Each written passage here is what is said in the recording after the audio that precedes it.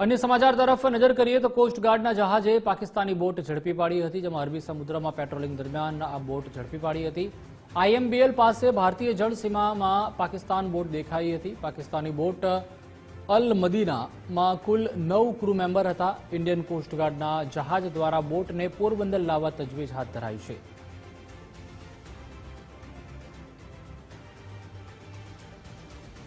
વધુ માહિતી માટે સંવાદદાતા કિશન ચૌહાણ જોડાઈ ચૂક્યા છે। કિશન, કોસ્ટગાર્ડના જહાજે પાકિસ્તાની બોટ ઝડપી પાડી છે, તેમાં 9 જેટલા શખ્સો પણ મળી આવ્યા છે। હાલ પોલીસ તપાસ કઈ દિશામાં?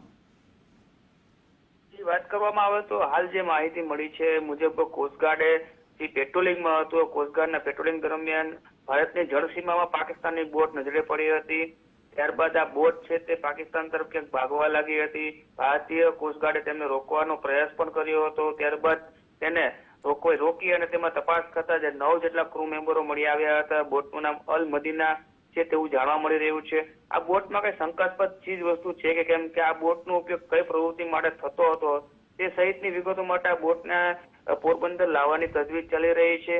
આવતીકાલ સુધીમાં આ બોટ પોરબંદર આવી જશે। ત્યારબાદ જે સંબંધિત સુરક્ષા એજન્સીઓ છે તે તપાસ હાથ ધરશે ખરેખર માછીમારો છે કે કોઈ અન્ય પ્રવૃત્તિ માટે આ બોટનો ઉપયોગ થતો હતો। જી આભાર કિશન, માહિતી બદલ।